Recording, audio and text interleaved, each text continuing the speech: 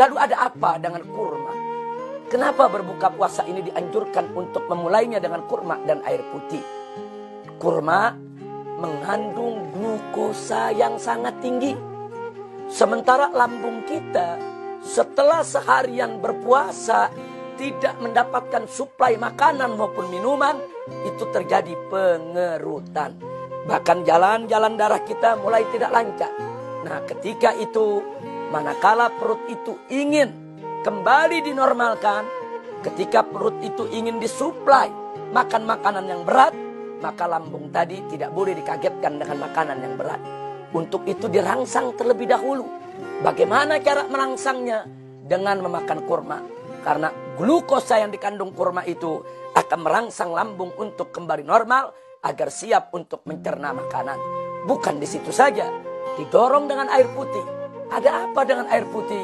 Air putih untuk mempercepat sirkulasi daripada glukosa tersebut di dalam tubuh dan di dalam darah.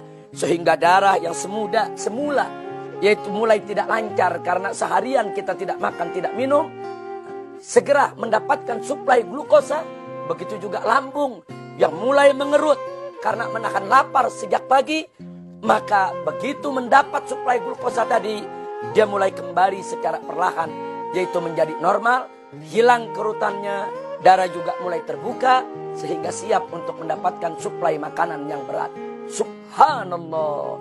Jadi kenapa Nabi makan korma terlebih dahulu? Ternyata di dalam korma ada glukosa yang bisa menormalkan kembali daripada lambung, begitu juga melancarkan jalan darah. Kenapa harus didorong dengan air putih? Untuk mempercepat sirkulasi, yaitu glukosa tadi di dalam tubuh maupun di dalam darah seseorang.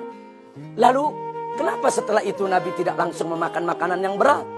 Di sini yang perlu kita catat. Setelah lambung tadi mendapatkan suplai glukosa yang dikandung oleh kurma, setelah air putih membantu percepatan sirkulasi, maka lambung dan seluruh jaringan tubuh kita membutuhkan beberapa saat agar kembali menjadi normal lagi. Ya, membutuhkan beberapa menit waktu, membutuhkan beberapa waktu jeda agar dia bisa menormalkan, yaitu kondisinya kembali di dalam menerima suplai makanan yang berat. Nah, karena itulah Nabi melaksanakan sholat maghrib. Dengan beliau melakukan sholat maghrib, beliau berzikir. Itu waktu bisa 5-10 menit. Nah, itu bisa digunakan untuk melaksanakan sholat dengan zikirnya. Dalam waktu 10 menit, maka sirkulasi yang terjadi di dalam tubuh, glukos yang disuplai oleh korma tadi, itu akan kembali menormalkan jaringan tubuh kita untuk siap menerima suplai makanan berat. Ditambah lagi, sholat itu ada gerakan-gerakan. Ada berdiri, ada ruku, ada i'tidal, ada sujud, ada duduk. Yang gerakan-gerakan ini makin membantu sirkulasi glukosa tersebut agar lebih cepat memulihkan daripada lambung maupun organ-organ pencernaan yang lainnya. Subhanallah. Pantas Nabi sholat maghrib dulu. Pantas Nabi zikir dulu. Pantas sebelumnya Nabi makan kurma dulu. Didorong dengan air putih dulu. Setelah Nabi selesai melakukan sholat dan zikirnya, barulah beliau memakan makanan yang berat. Biasanya beliau memakan roti yang terbuat dari gandum, ditambah dengan dagingnya. Ini semua makanan keras.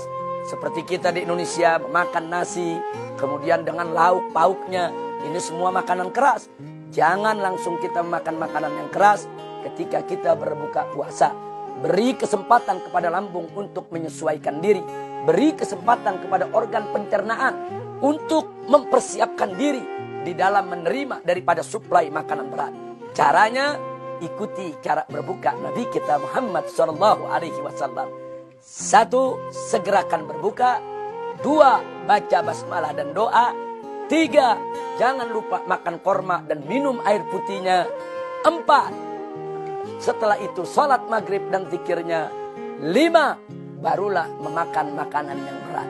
Insya Allah, kalau kita lakukan puasa dengan cara Nabi SAW, bukan hanya kita mendapatkan pahala, akan tetapi lebih daripada itu, kita mendapatkan keberkahan dan kesehatan kita bisa terjaga. Amin ya Rabbal Alamin.